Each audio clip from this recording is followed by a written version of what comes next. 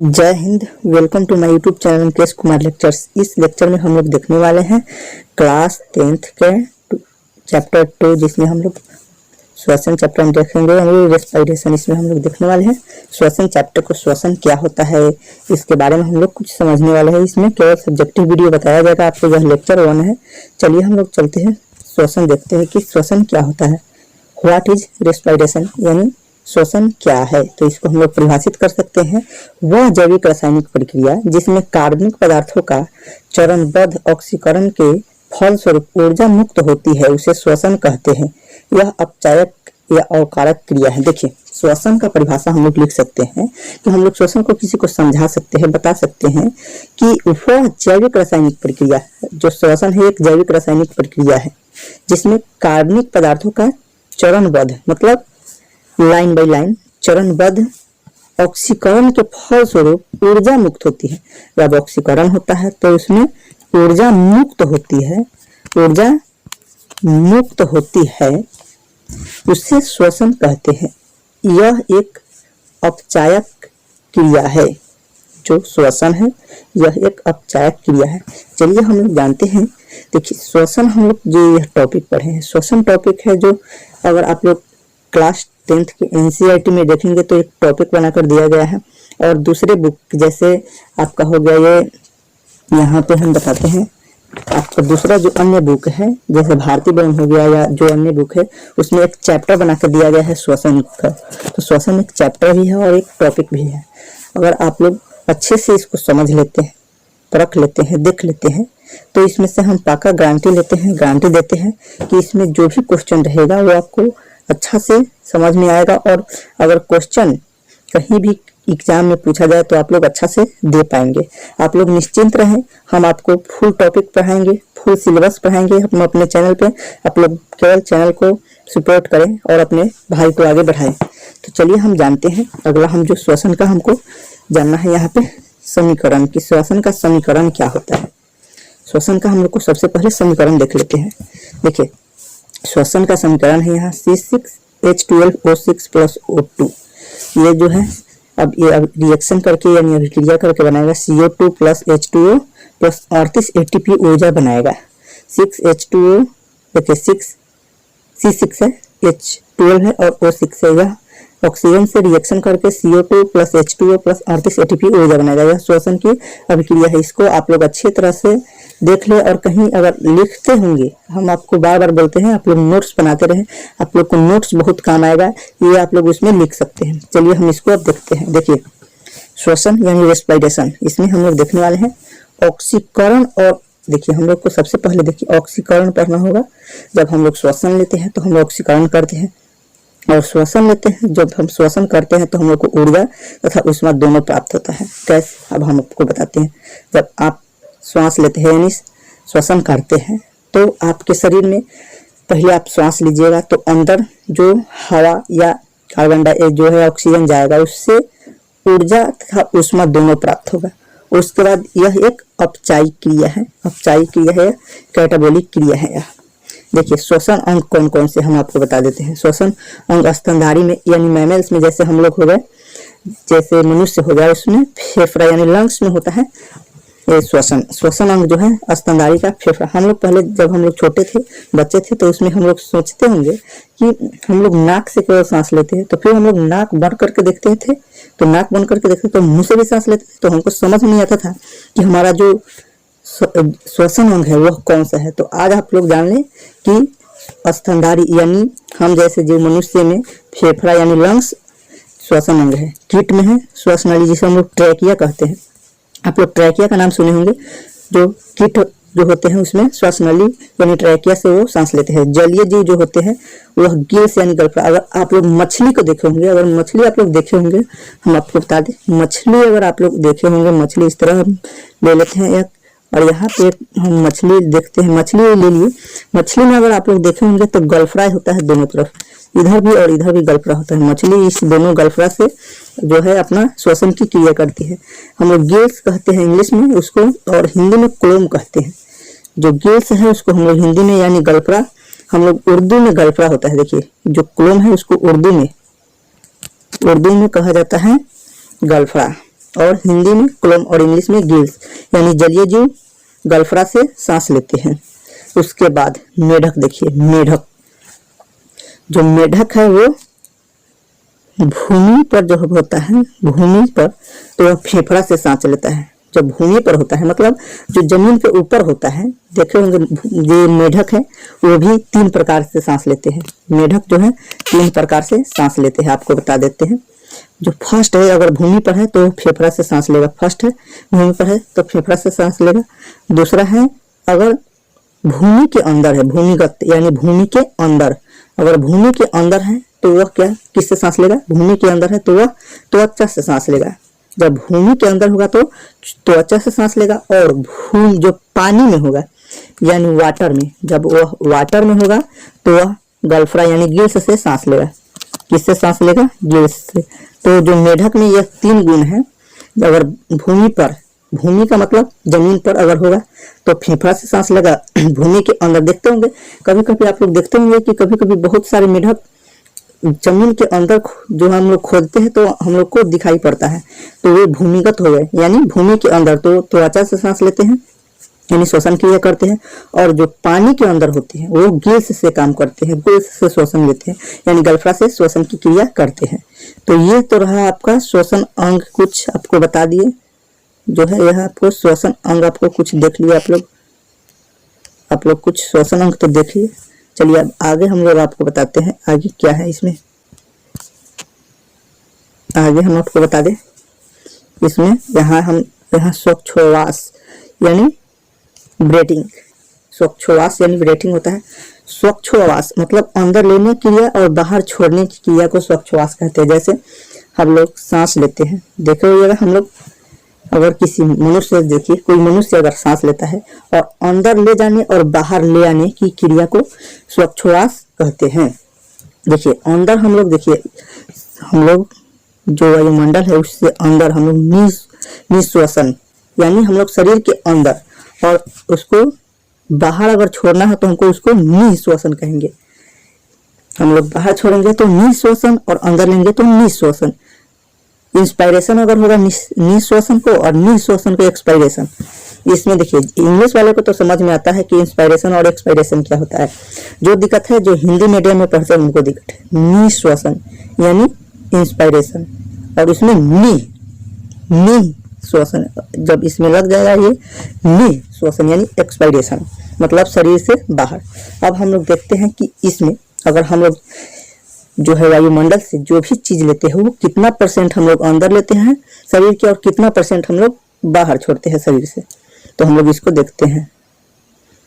तो देखिए आपको बता दें, यहाँ पे हम आपको बता देते हैं, यहाँ शरीर से हम लोग, यहाँ पे शरीर के हम लोग अंदर लेते हैं N2 यानी नाइट्रोजन। शरीर के अंदर हम लोग लेते हैं नाइट्रोजन, शरीर के अंदर हम लोग लेते हैं नाइट्रोजन, तो उसको हम लोग देख लेते हैं। यहाँ पे शरीर के अंदर लेते हैं नाइट्रोजन, तो उसको हम लोग शरीर के अंदर हम लोग लेते हैं 28% नाइट्रोजन।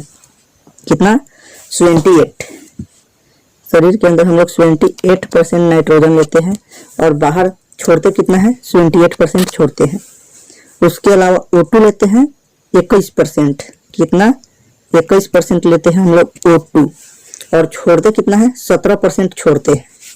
और CO2 है 0.003% हम लोग लेते हैं और यहाँ 4% छोड़ते हैं। देखिए इसको आप समझते हैं, हम लोग इसको किस तरह आप लोग समझ लीजिएगा। देखिए हम लोग यहाँ पे देखिए N2 हम लोग लिए 78% शरीर के अंदर, O2 लिए हम लोग 21% और CO2 लिए 0.03%। देखिए तो ये तो हमारा जो है हो गया कि हम लोग शरीर के अंदर लिए यानी इंस्पायरेशन, निश्वसन। और निश्वसन में हम लोग कितना छोड़ते हैं उसको देख लेते हैं। तो हम लोग N2 तो 78% छोड़ देते हैं, N2 78% हम लोग पुनः छोड़ देते हैं, और O2 है 21% लेते हैं, जिसमें से हम लोग 17% छोड़ते हैं यानी 4%। 4% हम लोग याद रखिएगा, हम लोग 4% ही शरीर के अंदर जो है श्वसन की क्रिया में जो ऑक्सीजन हम लोग लेते हैं वो 4% लेते हैं। देखिए और यहाँ 0.03% है CO2 हम लोग अंदर लिए, और यहाँ 4% अंदर हम लोग छोड़ देते हैं। कितना? 4% हम लोग अंदर छोड़ते हैं। तो हम लोग जब इनटू 78% लेते हैं तो 78% छोड़ते हैं। जब हम शरीर के अंदर N2 को यानी नाइट्रोजन को शरीर के अंदर लेते हैं 78%, तो हम लोग पुनः 78% फिर शरीर से बाहर कर देते हैं। फिर O2 21% लेते हैं तो 17% बाहर कर देते हैं। उसके बाद फिर CO2 लेते हैं तो फिर हम लोग CO2 0.03% लेते हैं तो 4% हम लोग बाहर छोड़ देते हैं। तो हम लोग 4% ही ना काम में लिए। जैसे O2 हम लोग 21% लिए तो 17% छोड़ दिए, तो 4% लोग को हमारे काम में आया। तो ये था हम लोग का जो श्वसन के बारे में श्वसन हम लोग पढ़ रहे हैं। तो इसमें हम लोग को कितना हमारे शरीर के अंदर ऊर्जा जाता है और कितना बाहर जाता है, ये हो गया। अब हम लोग देखते हैं श्वसन मार्ग, जो हमारा यह टॉपिक एक है श्वसन मार्ग। वायु जिस मार्ग का अनुसरण करती है उसे श्वसन मार्ग कहते हैं। देखिए, अनुसरण का मतलब होता है जिस मार्ग से किसी भी जीव के शरीर के अंदर जाता है तो उसको अनुसरण मार्ग कहते हैं। तो ये तो है श्वसन मार्ग। देखिए, श्वसन मार्ग में सबसे पहला है यहाँ नासा छिद्र, जो हमारा फर्स्ट जो नाक होता है, नाक नोज, उसके अंदर हमारे नोज में छोटे छोटे जो है यहाँ पे केस टाइप के रहता है। अगर हम लोग कभी भी धूल कण मिट्टी में चले जाते हैं तो अगर वहां से धूल कण उड़ते हैं और हमारे नाक में अगर जाते हैं तो वे हमारे नाक के जो केस होते हैं उसमें जाकर फंस जाते हैं। उसके बाद है नासा कपाट। नासा कपाट का मतलब जो हो गया जो नोज के ऊपर, जैसे मानिए यहाँ पे हम एक नाक बनाते हैं, यहाँ एक नाक है, ठीक है, ये हम इसको मान लिया नासा कपाट। ये है नाक का दोनों छिद्र है। तो ये नासा छिद्र है। सबसे पहले तो इसमें हम लोग देखते हैं इसमें छोटा छोटा यहाँ पे रहता है, केस रहता है। अगर इससे कोई धूल मिट्टी कण गया तो इसमें फंस गया, अगर उससे भी बचा तो यहाँ नासा कपाट पे फंस जाता है। उसके बाद आता है ग्रसनी में। यहाँ ग्रसनी में आता है जब वो जो हम लोग वायुमंडल से जो भी श्वसन क्रिया में लेने वाले जो भी हम लोग पदार्थ लिए हैं, जैसे ऑक्सीजन हम लोग लिए हैं या N2 या कार्बन डाइऑक्साइड लिए हैं, उसको शरीर के अंदर लिए तो सबसे पहले नासा छिद्र पड़ गया, उसके बाद नासा कपाट, उसके बाद यहाँ पे आया हमारे ग्रसनी पे आया। ग्रसनी जो होता है यहाँ नाक के अंदर थोड़ा होता है, नाक के अंदर ही होता है। उसके बाद आ गया श्वसन तंत्र यानी लैरिनक्स, यह है पेरिनक्स और यह है लैरिनक्स यानी श्वसन तंत्र पर आ गया। श्वसन तंत्र के बाद आता है ट्रैकिया यानी श्वास नली में। तो देखिए यहाँ ट्रैकिया का बताया गया है चित्र, जैसे यहाँ ये चित्र है, ये इस तरह चित्र है और इस तरह जो है सी के आकार का ऊपर की तरफ वे है ट्रैकिया। ट्रैकिया में जाते हैं, ट्रैकिया के बाद जाता है ब्रोंचाई में, ब्रोंचाई के बाद में जाता है ब्रोंचाइलस में, उसके बाद जाता है एल्वेओली में, वायु कोष्ठक में, उसके बाद ब्लड में, ब्लड से ब्लड जब ब्लड में हो जाता है जो ऊर्जा ब्लड में चला जाता है वो ब्लड के माध्यम से हमारे सभी अंगों में माइटोकॉन्ड्रिया में चला जाता है। अब हम लोग समझते हैं कि जब ये जो भी श्वसन मार्ग है उससे जब हमारे शरीर में ऊर्जा जाता है तो ये तो हमारा यहाँ है, ये है लंग्स हमारा फेफड़ा, ये है हमारा फेफड़ा और ये है ट्रैकिया मार्ग और ये है यहाँ डिफार्म। यहाँ इसी कवर जैसे सांस हम लोग लेते हैं तो सबसे पहले ये नीचे की तरफ इस तरह सीधा ये हो जाता है, इस तरह हो जाता है। अगर हम लोग सांस लेते हैं तो ये इस तरह की हो जाती है, सीधा हो जाती है और छोड़ते हैं तो इस तरह की हो जाती है। हम लोग छोड़ते हैं तो इस तरह की हो जाती है। तो ये था हम लोग का श्वसन मार्ग, कुछ जो पॉइंट था इसको देखें। अब हम लोग देखेंगे यहाँ पे श्वसन का समीकरण हम लोग देख लिया। अगला देखेंगे श्वसन। श्वसन कितने प्रकार के होते हैं इसको देखते हैं। Respiration, what is types of respiration यानी श्वसन कितने प्रकार के होते हैं। तो 2 टाइप्स ऑफ रेस्पिरेशन यानी श्वसन 2 प्रकार के होते हैं। तो हम लोग देखते हैं कौन कौन से होते हैं। तो एक में है हमारा अवायवीय श्वसन तथा अनऑक्सी श्वसन। अवायवीय जो O2 के अभाव में होता है उसको अवायवीय और जो O2 के प्रभाव में होता है उसको वायवीय कहते हैं। जैसे अवायवीय हो गया हमारा फर्स्ट पॉइंट और दूसरा है वायवीय श्वसन यानी ऑक्सी श्वसन और अनऑक्सी श्वसन हम लोग को देखना है। तो सबसे पहले हम लोग चलते हैं, देखते हैं हम लोग अवायवीय श्वसन यानी अनऑक्सी श्वसन। अनऑक्सी श्वसन देखते हैं। तो अनऑक्सी श्वसन हम लोग इसको किस तरह परिभाषित करते हैं इसको देख लेते हैं हम लोग। देखिए वह श्वसन प्रक्रिया जिसमें ऑक्सीजन के अभाव में कार्बनिक पदार्थों का सरलीकरण होता है उसे अवायवीय श्वसन कहते हैं। वह श्वसन प्रक्रिया जिसमें ऑक्सीजन के अभाव में मतलब बिना ऑक्सीजन के कार्बन पदार्थों का सरलीकरण होता है। जब वायु के बिना ऑक्सीजन के कार्बनिक पदार्थों का सरलीकरण होता है उसे अवायवीय श्वसन कहते हैं। इसमें पूर्ण ऊर्जा की प्राप्ति नहीं होती है। अगर अवायवीय श्वसन होती है तो इसमें पूर्ण ऊर्जा की जो है प्राप्ति नहीं होती है। ग्लूकोज के समीकरण से मात्र 8 एटीपी ऊर्जा बनती है। ग्लूकोज का जो हम लोग समीकरण देखे हैं उसमें 8 एटीपी ऊर्जा बनती है।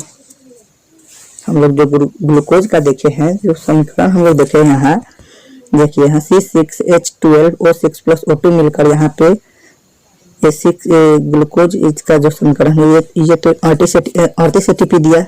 इसके बाद एक आने वाला है जो यहाँ पे हम आपको बता देंगे, एक आने वाला है पॉइंट आपको बता दिया जाएगा यहाँ पे। तो इसमें मात्र अवायवीय श्वसन में मात्र 8 एटीपी ऊर्जा बनती है, लेकिन वही वायवीय श्वसन में है 38 एटीपी ऊर्जा बनती है। अवायवीय में कितना 8% और वायवीय श्वसन में 38% एटीपी ऊर्जा बनती है। अब हम लोग देखते हैं कुछ इंपॉर्टेंट पॉइंट को। तो हम लोग का इंपॉर्टेंट पॉइंट क्या है, तो हम लोग का जो फर्स्ट नंबर पॉइंट है जीवाणु और पौधा में ऑक्सी श्वसन के समीकरण। जो ऑक्सी श्वसन होता है उसका समीकरण हम लोग देख रहे हैं। तो इसमें हम लोग देखेंगे यहाँ C6H12O6 जब समीकरण होता है, समीकरण की क्रिया किया जाता है, रिएक्शन करता है तो C2H5OH plus CO2 plus 2 ATP ऊर्जा देता है। यानी जब ग्लूकोज का हम लोग समीकरण कराते हैं, रिएक्शन कराते हैं तो हम लोग को इथाइल अल्कोहल प्राप्त होता है और कार्बन डाइऑक्साइड प्राप्त होता है। तो ये है जीवाणु और पौधों में ऑक्सी का समीकरण। अब दूसरा हम लोग पॉइंट देखते हैं जंतु में अनॉक्सी श्वसन के समीकरण। तो हम लोग ग्लूकोज का जब सरलीकरण यानी रिएक्शन कराते हैं तो हम लोग को लैक्टिक अम्ल प्लस 2 एटीपी ऊर्जा प्राप्त होता है। हम लोग को लैक्टिक अम्ल प्लस 2 एटीपी ऊर्जा प्राप्त होता है। तो दोस्तों यह वीडियो यहीं पे समाप्त करते हैं। इसके अगले वीडियो में यानी लेक्चर पार्ट 2 वीडियो में हम लोग वायवीय श्वसन देखेंगे, उसके बाद अवायवीय एवं वायवीय श्वसन में अंतर देखेंगे, उसके अलावा अन्य टॉपिक देखेंगे। तो आज के लिए इतना ही। जय हिंद।